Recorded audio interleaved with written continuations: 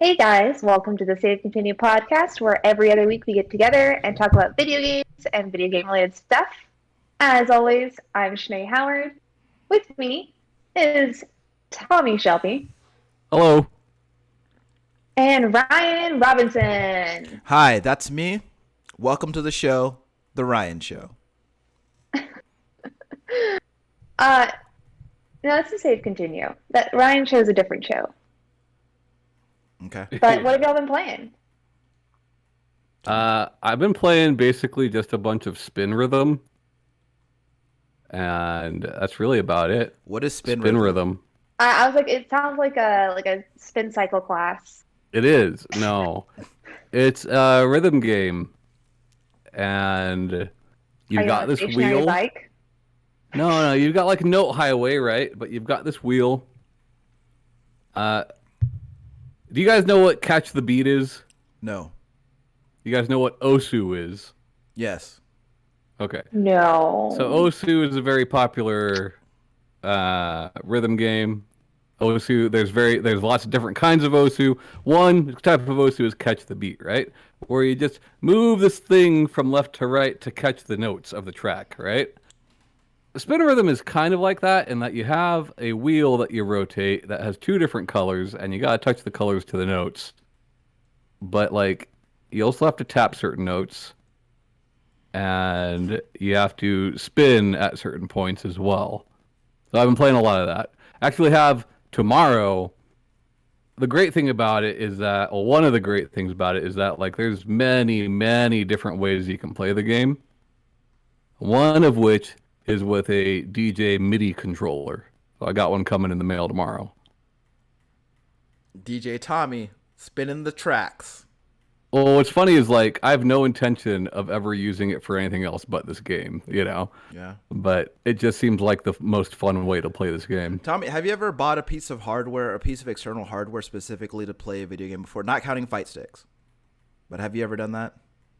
I mean, I've got a lot of DJ Hero turntables, which you can also use for this game. Yeah. So yeah. Yeah. Yeah. I once ordered a DDR mat for Crypt of the Necrodancer. I remember that.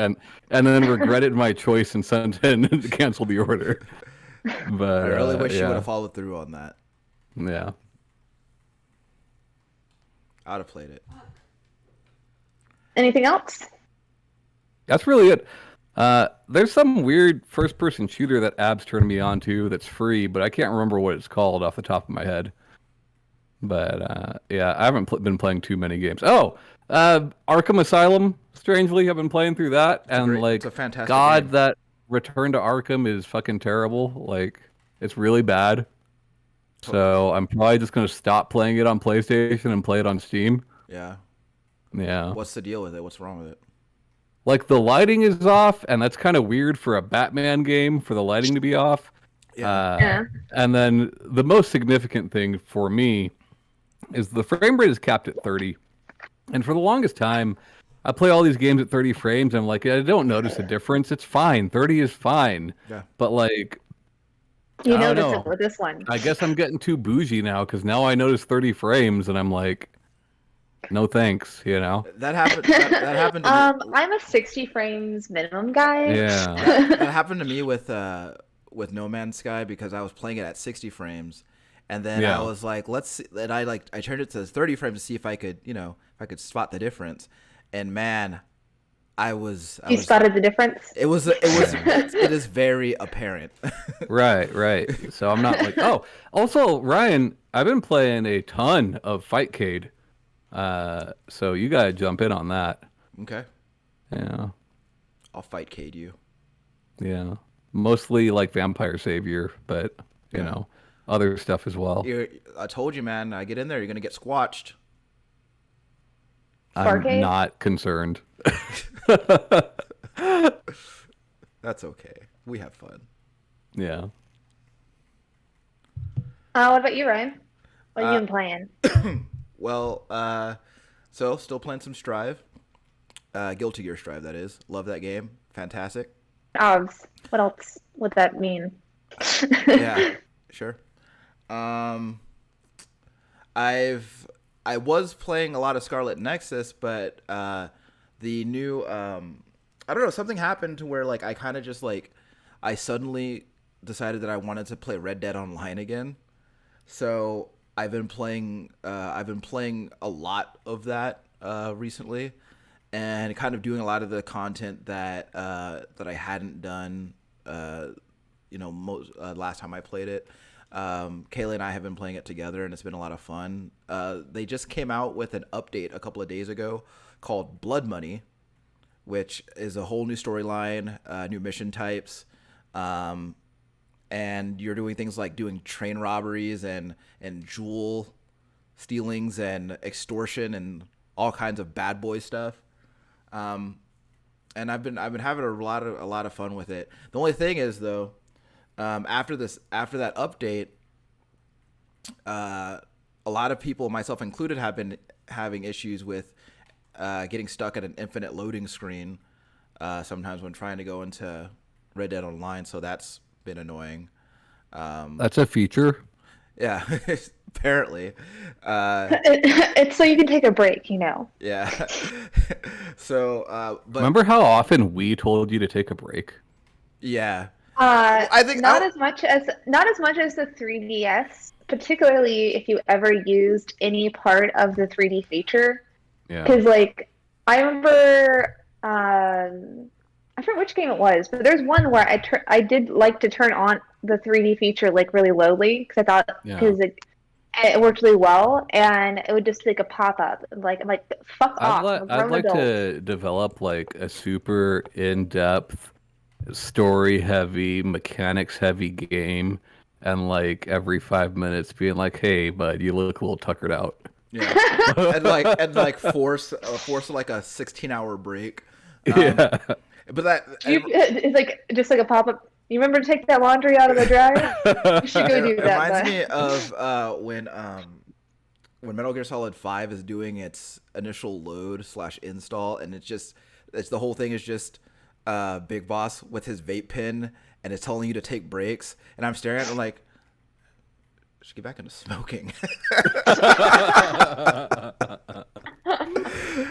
It's awesome. But yeah, that's been pretty much it. And I'm really excited because the other day I bought Yakuza 6 on sale for $5, and that's that being the last in the numbered Yakuza series. That's also the game that that's the one in the numbered series that I haven't played. So I'm really excited to start it. And then I went back and does it feel a little bittersweet since it's the last numbered one? Yeah, I'm anticipating feeling the way that I did after Persona 5. Do you feel a little guilty because they've given you so much and you just gave them $5? No. Do you feel Sega has had not decades. the game? Sega has had decades to amass their fortune. So From you. Yeah, sure, but it's not my job to keep their pockets lined and keep their company afloat. So, I'm glad that I got I'm glad that I got it, and I went back and actually bought Yakuza Kiwami digital. So now I have them all digitally now. So, really excited. So as soon as I finish Scarlet Nexus, which I don't know when that'll be, because that game's shaping up to be pretty long too, and I'm gonna play Yakuza 6 and see where that goes. That's it. Nice. So, with like my mom's going through stuff, and with the move, I've just been playing Fire Emblem again. Like still, I'm almost done with my 5th playthrough that I started forever ago. I have one more month left in it. I think I might replay it again. Shanae, you know that is the most recent game in an entire franchise of games you could be playing. Yeah. So here's the thing. Since Birdo The others don't have Harry Potter schools, which I know you're quite fond of. Thing. Yeah. That's one thing. And watching Birdo play, has gotten me really into like experimenting with different ways to play the game.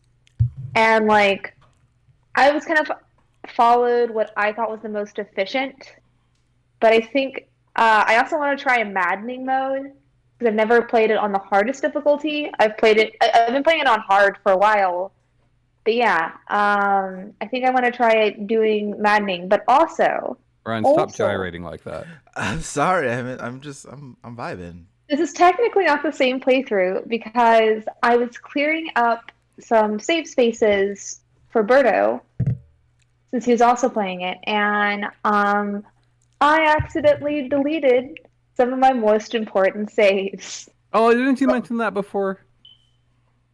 I think you may have mentioned that. I don't mentioned know. it last week. Yeah. Our last episode. I don't know, but Well, I watched your episode. When I'm not there, I still watch you guys Yeah. to make sure you're not fucking around. and then also because you miss us. But I gotta push yeah. the smoke detector button. Hold on. I'm So turning off my technically camera. not. All right. Oh, what a mess. You know what's funny is we got the smoke detector button, right, Sinead? But I also just paid 2 boys to mow my lawn, so you're probably going to hear that in a little bit. So all right, fine. I'm still off that tangent a little bit. The dream happened, Tommy. I moved to the burbs, and the dream happened. The people who we had bought the house from had obviously moved out a while ago, Yeah. and the grass was getting like over 2 feet tall, getting close to 3 feet in some areas. Yeah. And Berto is sick right now, and also has bad allergies. So he was like, we were not looking forward to like having to cut this yard. Kid yesterday came, knocked on the door, was like, "Hey, Oh, yeah. can I cut y'all's lawn?" And I was just like, Yeah. and That's Berto how was I like, found these yes. two. That's all you got. I was telling Ryan before the show, if you just let your lawn get overgrown, it'll lure little boys to your house. Yeah. So I was like I was going to go pick up some stuff from the apartment to the house, and I saw a squad of like 6 kids, and 2 of them had lawnmowers and 1 had a weed eater, and I almost Did one like have pulled a over. machete? No, not that I saw, possibly. But I almost pulled over and be like, "Hey kids, hey, how much you charge for lawns?" But I felt like that would have been weird, so I didn't. But I mean, called the like, cops. if not to victim blame, but if packs of kids are running around with lawn care equipment, you would assume that they're mowing lawns and like they're wanting to get paid for it, right? Yeah. Sure. But no, this kid came in clutch. Though he was almost done with my backyard, and his lawnmower just stopped working. But luckily, we were gifted a Sounds lawnmower. like he just got lazy. No, he was out there for a while, and he was just like obviously looking defeated. He's like, ah. And he's like, so they're just like trying to get it to turn on. And I was like, Yeah, I got sure. tools. If you like, you want to borrow anything? He's like, You I don't should know how to. have you should have handed him a pair of I don't know if scissors. he like, I to don't know get if he to like, knows how to cutting. fix it since he's like going around doing this stuff. He looked like he was like between 14 and 16. Yeah. And he was like, I don't know enough to fix it. And I was like, okay, cool. Like he's like, but he's like, I'm texting my dad, and and I was like, all right, well, we have a lawnmower if you want to borrow ours to finish it up. Well, so how much of your yard did he finish before he stopped? He better have finished it, all of it. Well, the front was finished, right? The front and side, which is like the large parts. So the backyard is where he stopped. He got about a fourth of the way the backyard done, Dude, and then that's when it broke. That's when you say, hey, the deal was for you to mow the whole lawn, so I guess you're not getting paid, bud. No, he couldn't get his lawnmower to start working, so he finished up the backyard with the lawnmower. Cool. Yeah, it's but Tom's right. If you just let your yard get bad enough, yeah, children will come to you and ask you to cut your yard, and it's the dream. Oh, I was so excited when Berto texted me about like that happened. I was like, oh yes. Yeah. But besides luring children to our house and playing Fire Emblem, I've been because like time has been so inconsistent and like things have been packed up and whatnot. I've been playing a lot of mobile games, and because also money. Like I'm playing a lot of these free games, and it just reminds me how bad the App Store is. Yeah. I mean, normally I'm a raccoon and I love garbage, but like I'm getting over it because a lot of like so much like and I broke down and paid for a couple apps, and I think I might get an Apple Arcade subscription again. Oh, I didn't realize you had let yours lapse. You were I like finally- their champion for a minute. I was, but Yeah. I canceled all my subscription services to kind of like start at ground zero and see what I actually like was improving my life. Oh, that's smart. So like all of my like music, Like, see what you miss. What do you Yeah, actually miss? yeah, like YouTube premium, like Spotify, all that jazz just got rid of. So so far I haven't. I mean, I mean, I know a lot of other people like say it's a dumb option, but YouTube Premium is the only one I got back because I was like, I can't stand these ads. But I live on YouTube, and Yeah. I mean, not necessarily video game related, but once I get, because right now I'm in my work office, but we have a second office for like gaming and stuff like that. You have two So I need it- offices in your house? Yeah. I mean, it's a house, and there are only 2 people. Man, I guess any room could be an office, I suppose. Yeah, we got 3 bedrooms, and fuck guest. It's a pandemic. Yeah, fuck the guests. That's what you do when they come over. You fuck them. But I need to get a desk for my computer in that room to fuck people on. That's a good one.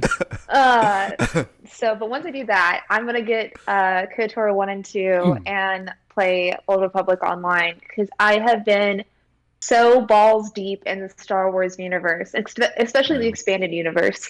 Like I've been learning about Mace Windu and the different like forms of Jedi like fighting stances or whatever, and like what they actually mean and how it's more in depth than just like sword fighting. It's like also using the Force in different ways. You're Sure. not supposed And- to call them swords, Shanae. They're lightsabers. Laser swords. They're lightsabers. You gotta call them lightsabers, or the fans will Lightsaber get your you. face. But yeah, it's been really interesting and really fun. I think I might also get a couple Star Wars comics, but not video game related yet. But pretty soon, I'm going to be playing a lot of Star Wars video games because Star Wars has been the only thing mentally keeping me going recently. You know what? Can I just say, I don't know why I never mentioned it on the show, but last month or the month before, Star Wars Squadrons was free on PS Plus, and that game fucking rocks. Does it? Like, it's really good, especially in VR. It's super awesome. Like, if you grew up with like playing TIE Fighter or X-Wing, like, yeah, jump on that shit. It's much more similar to those than like fucking Pod Racer. No, than like Rogue Squadron, you know, which like the Mm. name you would think it would be more like that, but like yeah, it's super fun. And Ryan, What's up? the PC version Uh-huh. and maybe the PlayStation version, they support that there HOTAS that you love so much. I do love it. It broke, Yeah, but I love it. yeah, Yeah, I but think. yeah, like that's I'm such a excited. good Star Wars game, man. Yeah, and then this Saturday, we're gonna have some. Brito has some friends that are gonna come help him, and they're gonna run cabling through the walls, and then get some drops so I can very quickly download, or as quick as my PS4 can download. Some So games, very yeah. slowly down. I mean, it's no PS5. Don't get me wrong. Yeah, it is not. But yeah, no, I've been doing a lot of adult stuff, unfortunately, and I hate all of it.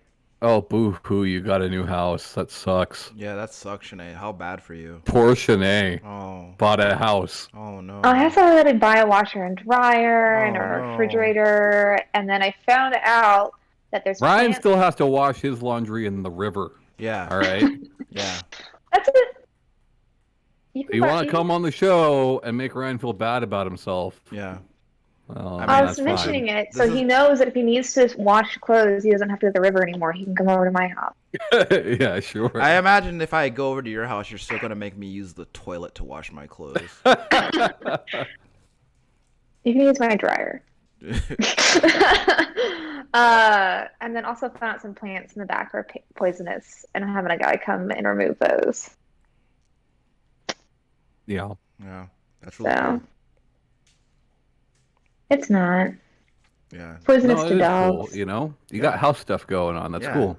You're moving Oh, up in the that's. world. I thought you meant like the poisonous plants are cool, and I was like, no, it's very much a point of anxiety right now. Yeah. No, yeah, no, no, this has been a goal of ours for a while. Super stoked about it. And yeah, if you want to wash your clothes at my house, I won't make you use the toilet. I promise.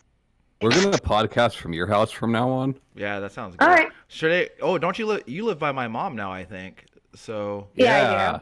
yeah. So I mean, that sounds like a pretty good deal. Yeah. I can see Yeah. when I see the reflection of the ring light in my glasses lens, it makes me think I'm in the More Money, More Problems music video. Oh yeah, yeah. But this week, though, y'all wanted to talk about Ludonarrative Dissonance.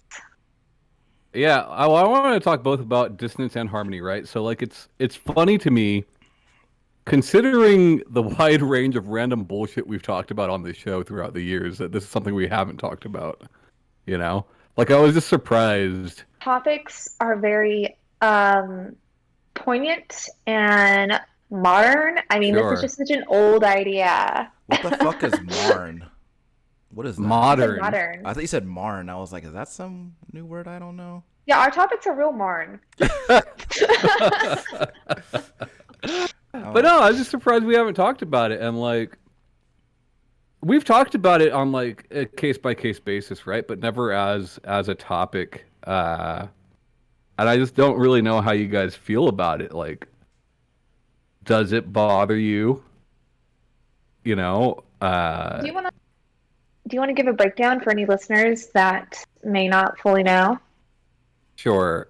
I'm sure. 'Cause I don't most feel like I people can listening explain to it very this do. well. So, ludonarrative dissonance was actually coined because of the game BioShock. Mhm. It's basically when gameplay and story do not sync up, right? My favorite example of this, which I've said on the show 1,000 times, is Fallout 4 painting the fence green when you should be searching for your fucking child. You know? Sean, where's my son Sean? Yeah. Ah, shit, this fence. Yeah. I miss you, Sean. And then obviously harmony would be when gameplay and story or narrative do sync up. Yeah. So does it bother you? You guys know it No. bothers me. Just never? Because for me, it depends on the game. You know? Never, but like, So the Like in a like- Fallout, in a game like Fallout, that's important to me. well, you know? it's fun. The funny thing about Fallout, right, is I think that so you have the central through line, right? And like as long as if you were to crit path that game, then I guess there wouldn't really be any ludonarrative dissonance, right? But by nature of the game, and I guess like what makes those games popular, which is like the free roaming nature of the game, you're going to have to run into that, right? Like, Yeah. if you want And even Crit Path. Yeah. Like there are main story quests that take you away from the story, you know? And that just like in that type of game, Yeah. I'm bothered by it, right? Which is why, like, I've always had the problem with RPGs giving you, like, RPGs like that, giving you the whole, like, the major problem, like, the major world-ending crisis that you have to deal with, while also giving you all these other things that are, at best, tangentially related to that crisis. Yeah, yeah. And if you look at, like, older games, right, like, older RPGs, like that crisis would still be a major plot point. It would still happen, but it is a plot point, right? Along the 3 act structure you received that information. So early in the game, it would make sense for you to go to some weird carnival like Chrono Trigger, right? Like that makes sense because things haven't gone to shit yet. Yeah. Fallout 4, not to pick on Fallout 4, but that's just my example, right? Is like things have gone to shit from the beginning of the game, you know? Yeah. So, Well, like I think that that is the funny thing about Fallout. Like Fallout's 3 and 4 specifically have, well, I think more Fallout 4 than the others, because like I think that with like with New Vegas, it's very easy to make the case for so New Vegas is you searching for the guy that wronged you, right? And right. like a revenge, like a quest for revenge can take like a million different turns. Or a quest for revenge Yeah. could be like a years long thing where you're doing a million Right. different things, right? Whereas looking for your son is a very single minded focus, right? And like, but you even Not go great though.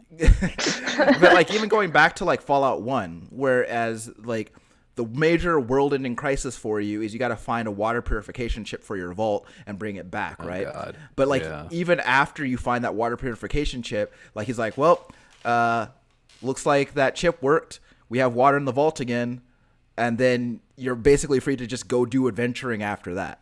Right, so that like to your point, that major world-ending crisis in that context is a plot point, but Right. the whole like the real big thing is just the navigation of what is now a ruined United States post nuclear war, right? So, And I understand that is why people play that series, right? But like, then maybe don't give me so much story. yeah, You know, maybe give me less narrative then.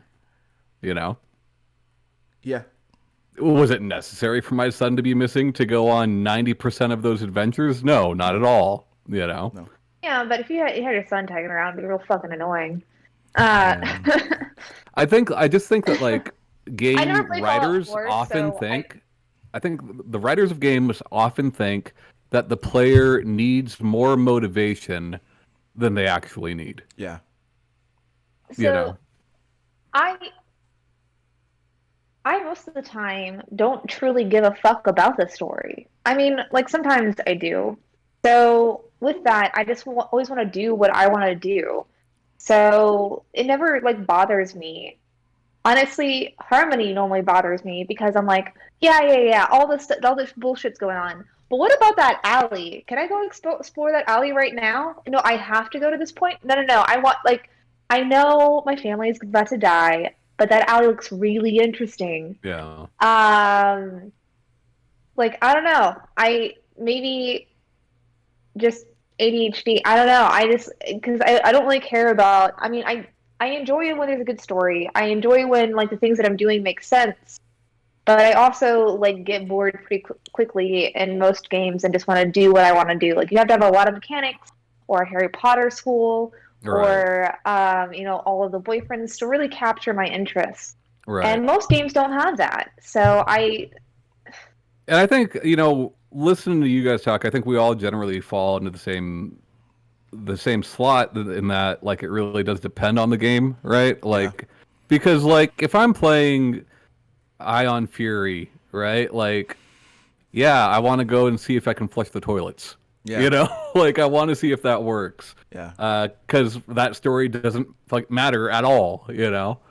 But if I'm playing something like The Last of Us, then yeah, I want what I'm doing to make sense in the context of the narrative that is being fed to me, you know. Sure, and I think that with I don't. with the nature of, especially with with The Last of Us, I think that one thing that I can say that they do consistently is make sure that like everything that you're doing like follows pretty congruently with the core narrative of the game, right? Yeah. And I think that like pretty much everything that you're doing in those games is a means to the ultimate end that you're pursuing. Right. But I do think that more open world, especially like open world RPGs, I think would be suited better to give you less of a story to work with, right? I think that I think putting more into emergent gameplay design as opposed to giving you a prescribed narrative that your character is supposed to asphyxiate themselves to, especially in games like where they're encouraging you to like create your own character and infuse yourself into these games. Like this, like and like think about like the way that people play these games typically. Well, I can't say that because I don't know most people, but I think that the major temptation with games that give you a big world to work with is to go do everything that you can in that world, and most times that doesn't line up with what the writers are saying that you're supposed to be doing at that given time. But I think that it really can, though. Like, I agree with you. Typically, it does not. But, like, I can think of several examples where it works really well with open world games. Like Tommy Vercetti, right? Like, regardless of what you're doing in that game, it kind of makes sense that he would be doing any of those things. Right. You know? Same thing with What's-His-Face from Ghost of Tsushima. Like, every side quest in that game, every stupid little Fox Den or whatever you're doing, hot springs bath, makes sense with what they're feeding you, you know? Yeah. But I think but I agree that most of the time you're completely right. It doesn't work. Yeah, because like let's take Breath of the Wild. I don't know, with Breath of the Wild I feel like it kind of does work though, because like Breath of the Wild starts from the opposite point of Fallout 4 in that shit is already fucked up, right? Like, it's not things get fucked up at the beginning. Things have been fucked up for 100 years already. Yeah. You got time, you know? Yeah. I don't know, but you know, and I point on that. And honestly, but like, I do feel like the amount of time I fuck around just seeing if I can do these things when I know that people are suffering and I need to like defeat these beasts. Yeah. That I'm just like, it's not even side quest. It's just my own fuckery. Yeah. I need. And I think like it's hard. Like in this conversation, I don't think that kind of thing really matters, right? Because the writer cannot account for the random bullshit that Shanae is going to do in a game. You know what I mean? Yeah.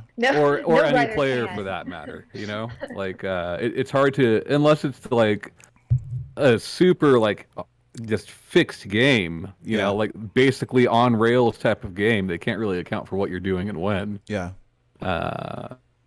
But yeah, I don't know. Like I said, I really do think it depends on the situation. Even like Shanae said, like there are besides Fallout that have bothered you, because like I said, I can't think of a single time where it has bothered me. Like I can think about what dissonance and harmony is and think of some games, but it never. But like I said, more often than not, harmony bothers me because I don't want to do the thing they're telling me to do. Yeah. They're not my dad. I mean, for sure, like the game that coined it, BioShock, the more and more that I return to that game, while I still enjoy that game, the story means less and less to me as time goes on because you start to see, you know, these little pinholes that get bigger and bigger. You know, the whole thing with the little sisters, what's the lady's name? Who's like, if you can choose to save them or you can choose to fucking take their juices, their plasmids or whatever it is, right? What is it called? Eve, right? Yeah. Like, and she's like, the whole thing is like, obviously it's trying to steer you towards being the good, virtuous person and like, and saving them. And the whole lesson there is that, well, if you save them all, you're good, and if you take the Eve, then you're bad. But you know, if you take the Eve, well, then you're going to be more powerful, right? Yeah. But like, and that's a gameplay mechanic. If you take it, you're going to be more powerful. But if you don't, you're going to be more powerful too. So there's no choice there. That isn't a choice. Like it's the same. No matter what you do, you know. Well, I think it's them asking you to make a decision between immediate gratification versus a long-term investment. Yeah, but it's a decision that ultimately doesn't matter, you know. Yeah. I do most decisions in life, so. Yeah, I don't know. And then like the ending with Fontaine, and then you fighting that weird Goldman thing. Like I don't know, it just doesn't work. Yeah. It's I still love that game for its environment and for the vibe that it gives off, but like its story is not what I thought it was. And I mean, don't get me wrong, it is literally what I thought it was, but like it is not as good as I once thought it was. Well, yeah, because I was actually having a conversation with a friend the other day because I thought I was this. Because I think, how old was I? I think I was like 22 when that game came out, and I thought I was this galaxy brained gamer who you guys just don't get BioShock. I get BioShock. I know what that game is, but like other boys. yeah, like literally every other guy who played BioShock in '07. But like, I think that one of the things that they kind of try to skirt around the idea of the gameplay clashing with the narrative by kind of making the character kind of like he's like a mute blank slate for the most part, right? And pretty much. And like so like people doing like when you do that, then the assumption is that the player can project whatever their desires are onto this avatar and make that avatar into whatever they want it to be. But it doesn't work when the game also happens to frame it in a way that makes it sound like, well, you might think this is the right thing to do, but you're actually the asshole for doing this. Right? I'm going to tell you that, but do what you want. But there's a bunch of other like smaller things, right? Like the hacking mini games, which I think they stripped back with BioShock 2 and completely got rid of with Infinite, I believe. But like, okay, so I'm in the middle of a fucking battle and shit's popping off all over the place, and I'm gonna try to hack this turret. Yeah, make sure by aligning these pipes. Yeah, that's how look, that's how hacking worked back then. Yeah. Okay, that was hacking for real. Okay. Yeah. Sure. Have you never read about hacking in the 1920s? Hey, you asked for another game, and that is definitely one of them. Borderlands, for sure, the pre-sequel. Yeah. There are so many quests in that game that are much like painting the fence green. Yeah. Yeah, and in every Borderland game, there's quests like that. To be fair, yeah, but I'm picking that one because in Borderlands 2, I did not pay attention to the story. I was talking with friends the whole time, But I remember specific quests of pre-sequel where it's like, hey, we know you want to proceed, but go collect 50 guns first. Yeah. For no apparent reason. Yeah. I think like part of the reason as well that like none of this has ever bothered me is just playing MMOs for so long. Yeah. Oh yeah, MMOs are just notorious for that shit. Well, it's not notorious, but like that's the whole framework of an MMO, right? Like yeah, it's random bullshit. Yeah, like well, there's an overarching narrative, but I think a big part of it is making your own narrative. Yeah. Well, like they. I'm sorry. Go ahead, Shanae. Yeah, but also like people can argue with me about like certain quests, like, oh well, like you have to get the trust of the locals for like the reason why you have to go kill like 10 alligators like 50 billion times in a game. Yeah. But like it's just like but why? I'm gauge about my emissary levels, so why do I have to keep I don't know, there's just like a lot of random bullshit, and the whole thing is because it's supposed to feel like an expansive world, and in the real world not everything is going to be interconnected to the grand scheme. Sure. Yeah. And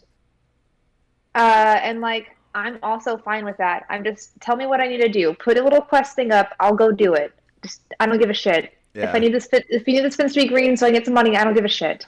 Yeah. Like I don't want my son. It's fine.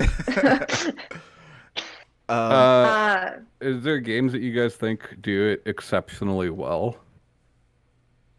Well, I don't want to say exceptionally, right? But like the thing that like when I think of ludonarrative harmony, like immediately I have a few examples that come to mind. The first of which is Doom 2016.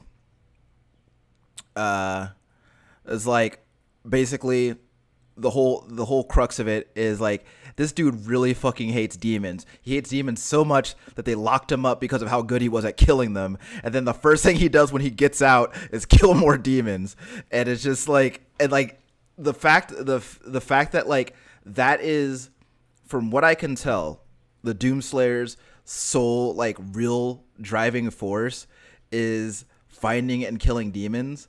And the fact that the entire gameplay loop is finding and killing demons, I feel like you can't get much more like closer than that, right?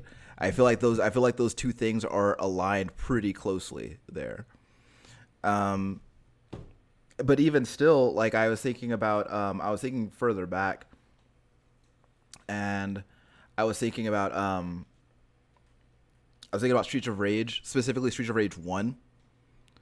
And I was thinking about how like the whole story is Axel, Blaze, and Adam are cops, and they're tired of cop corruption, and they're trying to clean up the city. They're like, fuck it, we quit the force, we're gonna clean up the city ourselves. And the whole game is you beating up criminals and trying to get to Mr. X. The only time, like the main thing is that at the end of the game, and I guess this is kind of like open to your interpretation, right? But like at the end of the game, Mr. X gives you the choice to like either join him or don't, right? Right. And then like if you're playing cooperatively, then like one of the players can choose to join Mr. X, and then you fight. But it's just like, they wouldn't fucking do, if they hate Mr. X and crime so bad that they're willing to beat up waves and waves of bad guys across an entire city to get to him. They wouldn't. Hey Ryan, let me tell you something. Everybody's got a price. You know? That's true. You've been trying to teach me that for a long time, and but like that's but it's a very weird disconnect, I think. But the subsequent titles, though, like they're all that, right? They're all like that same thing. Like cops are ineffectual, so we're gonna take matters into our own hands, and that's the whole thing, right? Yeah. And like the entire, like all of the gameplay has you engaging with that singular premise.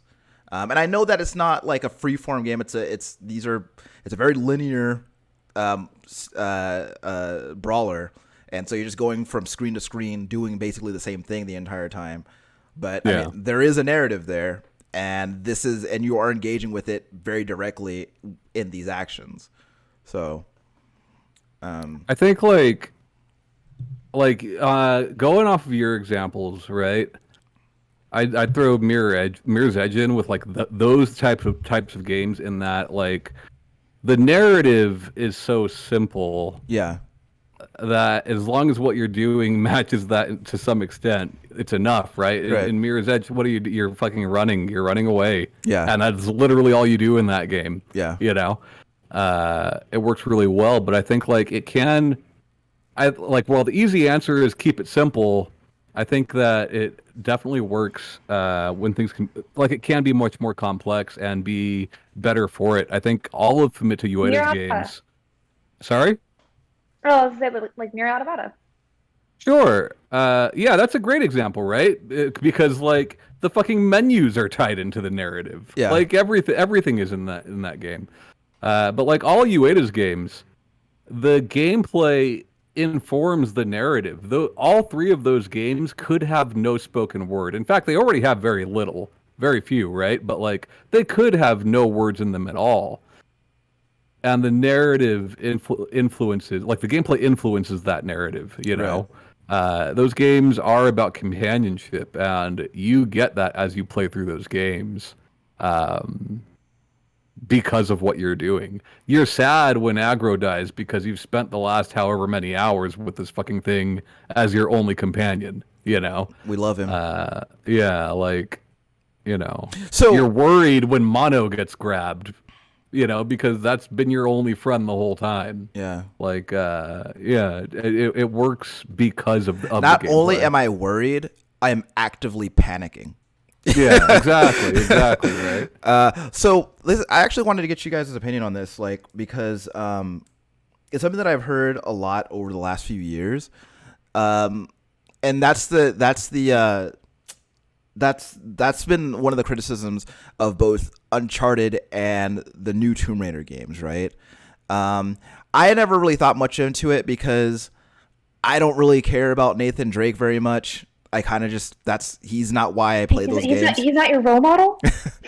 he's definitely not why. Like I am not playing Uncharted for Nathan Drake, so I never really think about that stuff.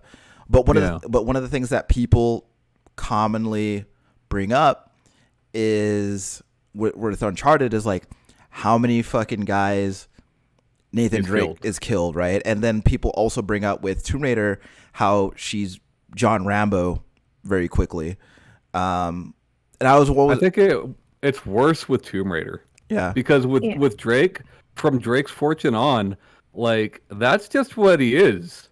The narrative never says he's not that. Right. You know, the player has made the assumption that he's Indiana Jones, right? The game never tells you that. Yeah. With Tomb Raider, and when I assume we're talking about the Tomb Raider reboot. Yes, yeah. The Crystal Dynamics game. With Tomb Raider, they make an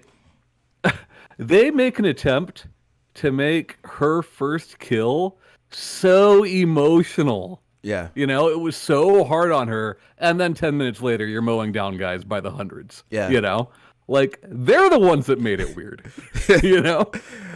Well, like it's funny with Uncharted, right? Because like I've played all 4 of the numbered entries, right? And yeah. One thing I can say is I feel like they'd actually do a pretty good job of painting Nathan Drake in a way that is actually the opposite of the way people seem to think of him. Because he's like, I think that people seem to think of him as this as a very gosh, I don't know what the word is. I think benevolence the wrong word, but like they paint him as very unselfish, like as a very selfless person, right? But he like a lot of what he says and a lot of his motivations are actually pretty selfish. I mean, he's a thief, right? You know, and so he's just your friendly neighborhood thief. Don't think too hard on it. I think the weird thing about Uncharted is like people make Nathan Drake into this hero in their heads, and he's not a hero. He's this guy who's after these jewels, these items, but along the way people are shooting at him, so he shot back. So yeah, you know, I mean he's got friends, you know. Yeah, and he cares about those friends.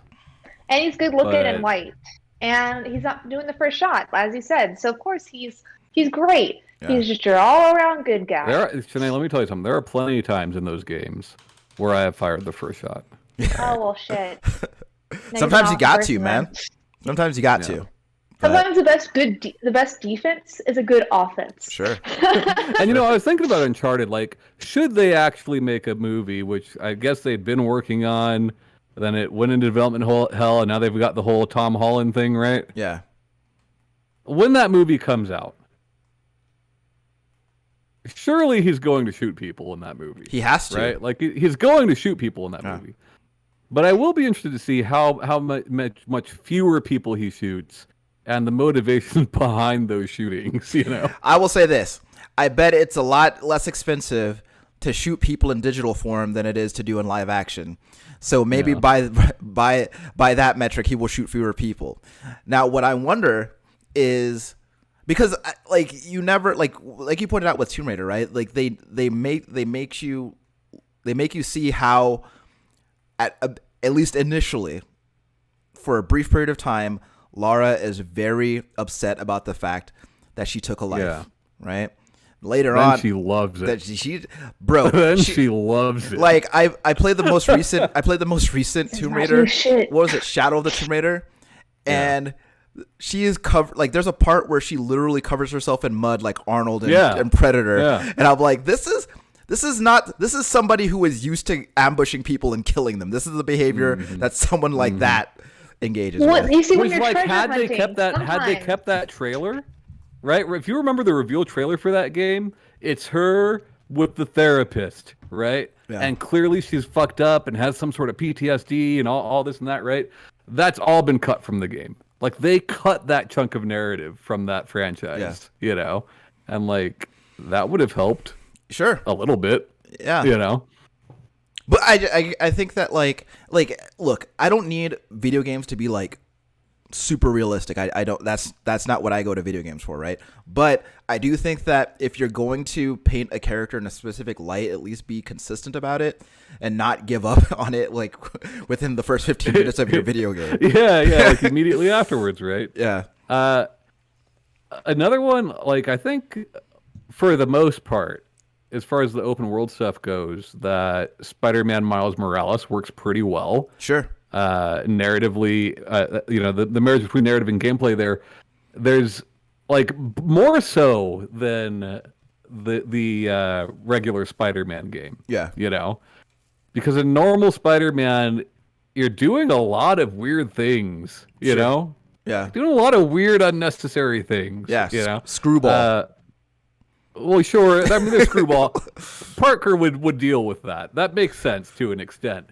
But like, there's the whole thing with like the 100 backpacks, right? Yeah. And like narratively, yes, it's explained in game, in like over the course of just a split second. There's an explanation for why Peter Parker has hundreds of backpacks. That's a lot of fucking backpacks. But like, you know, I think that Miles Morales does a better job with its side quests and side content. Yeah. Is it perfect? No, but is it pretty good? Yeah, I think so. Well, yeah, because I think the big thing with that is Miles establishes himself like almost immediately as this guy who just like as the friendly neighborhood Spider-Man, right? Where he's just like he's like tight with the neighbors.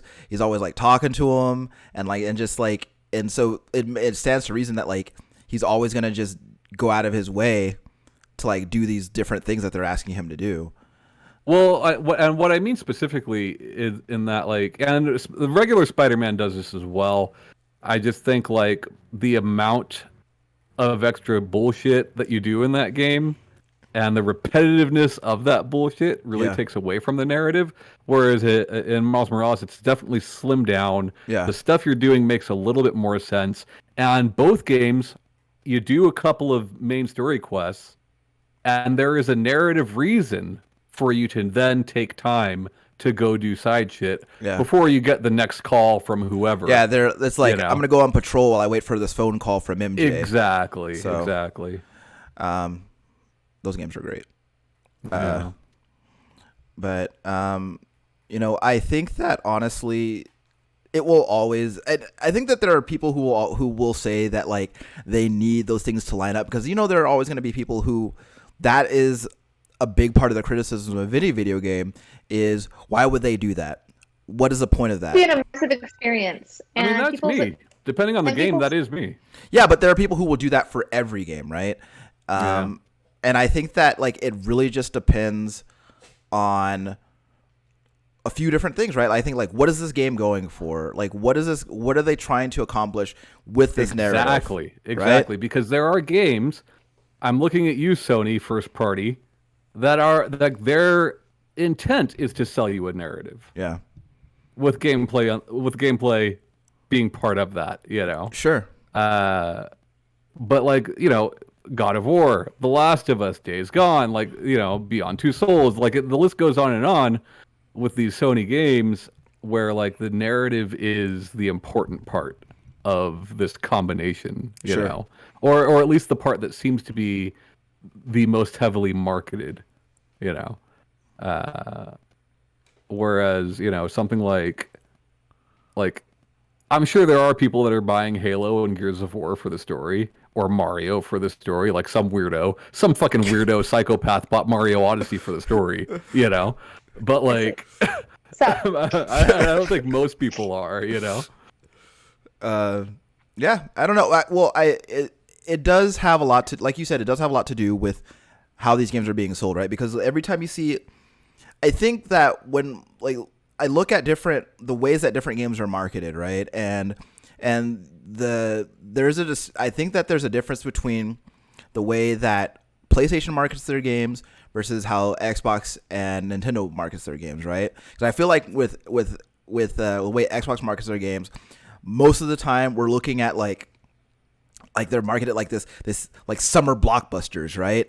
And with PlayStation, they always lean really, really heavily on this this well-crafted, like very meticulous story that we want to tell you over the course of 70 hours with this giant. Well, I think it fucking depends game. on the game too, though, right? Like I think the same could be said for Halo.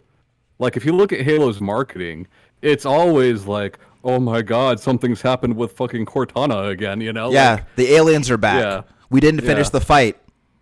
So yeah, but I mean, like, I do think that there is like kind of like a distinctive feel, because like with certain trailers, like I do, especially where I mean, Sony does tend to be the more dramatic ones, but I mean that's like a generalization for like recent times. But I don't know. When you bring up stuff like God of War, I'm assuming you're talking about the newer ones.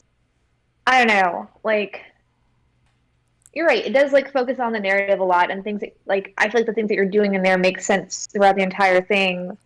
But Sure. I do also remember even in that game, like wanting to do things that weren't that, and I was like, shit. If I do this, I'm stuck in this section over here, and I'll never get this section finished. No. But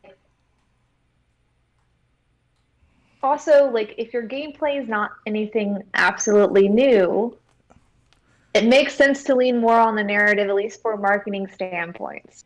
Yeah, but like other than some select indies whose gameplay is something completely new. Exactly. You know? But I don't know.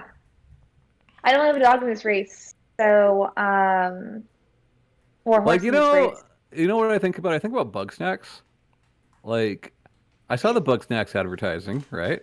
I'm okay. It's this weird island where like Muppets. food are animals or whatever, and Yeah. like it's kind of Pokemon Snap with some extra crap thrown in there, right? I'm like, okay, Bugsnax. sure, I don't need Bugsnax to have some deep story, you know? but it do. I don't care. I don't care if Bugsnax tells me a story and the gameplay completely deviates from it, you know? Like Sure. that doesn't matter to me. Right. But if I'm playing, I don't know, whatever AAA Sony game is coming out, and all the trailers with all their fantastic writers and wonderful voice actors and fucking performance capture and all this and that, Sure. and they're like, go paint the fence green, you know, then it bothers me. Well, then it's a very subjective thing, I think, and I guess really in the end it comes down to how was the game sold to you, right? And the funny thing about Bugsnax is that there's a very involved story there, but they don't sell you on that, right? Like that is not something that at all. Like when I first saw that game advertised, like I had no idea that the story, was that deep or involved. But like, I had no idea I was going to cry 15 Well, it's the times playing Octodad this game. people, isn't it? yeah, I think so. Isn't it the Octodad people? Yeah. Like, yeah. And so like, but at no point do they mention like this is a story about this and this and this and this, right? It's just like there's these Bugsnax. And that's it, Yeah. right? Yeah. But like, but there are other games like where like let's say like with The Last of Us again, right? Like those trailers always tell you like this is a story that talks about these things, and like this is the kind of tone that you can expect, and this is where this story's gonna go place, and they show that to you up front. But like but I think that if you were to run into any kind of ludonarrative dissonance with something like that, then it would be more noticeable, because I think it would directly clash with the expectation that you had with the game. Yes.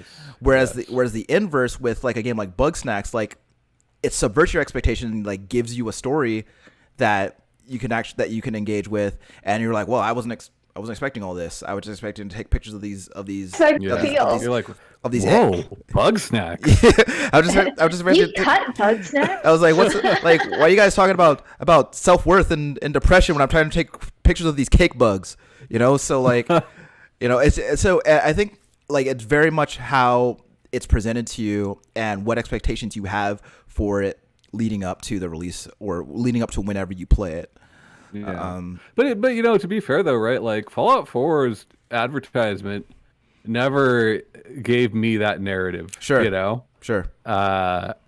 It was just given to me at the beginning of the game, and like that type of game, if it has a narrative, then I expect it to stick to that. You know? Don't get me wrong, like I know that's not fucking Thief or System Shock or anything, like it's fucking Fallout, you know? Yeah. But like still.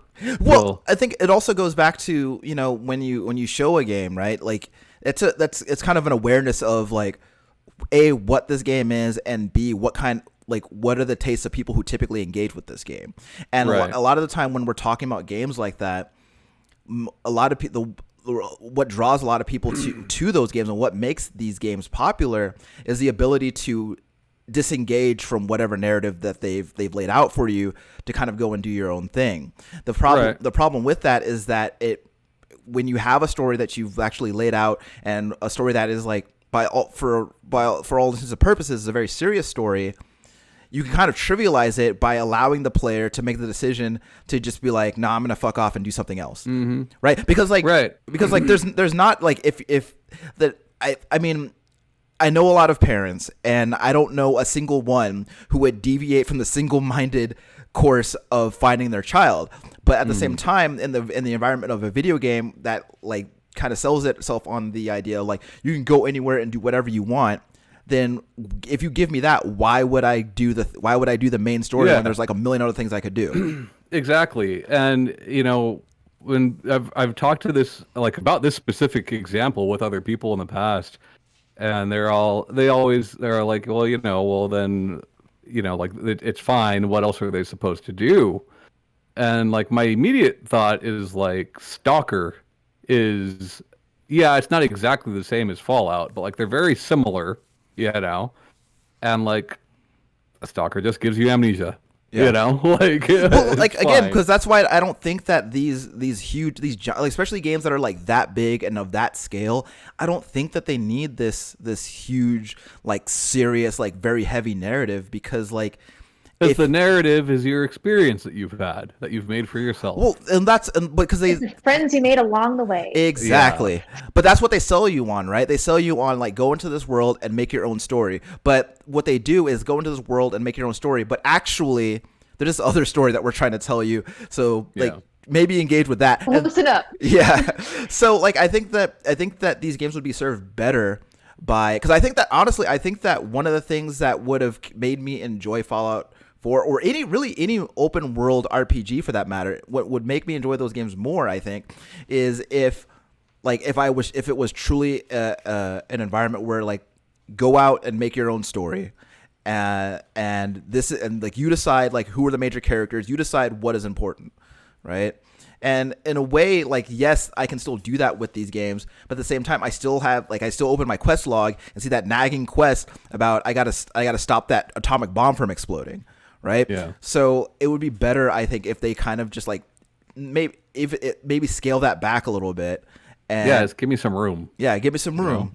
Let me breathe, right? Yeah. But I mean, so I think that by the nature of open world games, you're going to constantly run into that. Unless you tailor every experience that you have and every experience that you give the player in those games, like as a weird way of like realigning with whatever that central narrative is. Yeah. Yeah. So I guess I will end this thesis by saying play Bug Snacks, I guess.